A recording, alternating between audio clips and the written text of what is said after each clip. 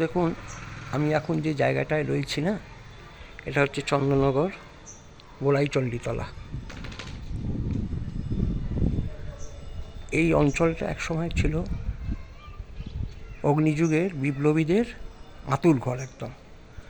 কারণ যেহেতু আমাদের চন্দননগর ছিল ফ্রেঞ্চ শাসনের অধীনে, সুতরাং এই এলাকায় ব্রিটিশ পুলিশের ঢোকার কোনো অনুমতি ছিল না। সেই জন্য বিপ্লবীরা এই চন্দননগরে এই সব জায়গায় আত্মগোপন করে থাকতেন।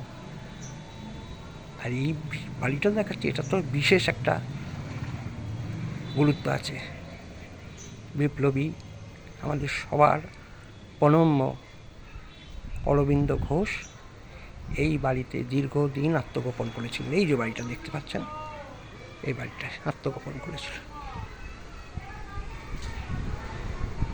দীর্ঘদিন আত্মগোপন করেছিলেন এখানে। এখনও যখন কোনো কারণে এই পাড়া দিয়ে যাই, একবার করে এই বাড়িটার সামনে এসে দাঁড়াই, একটু মাথাটা নিচু করে সেই সমস্ত মনীষীদের প্রণাম জানিয়ে যাই। কেমন লাগলো ভিডিওটা আমাকে জানাবেন। জয় হিন্দ।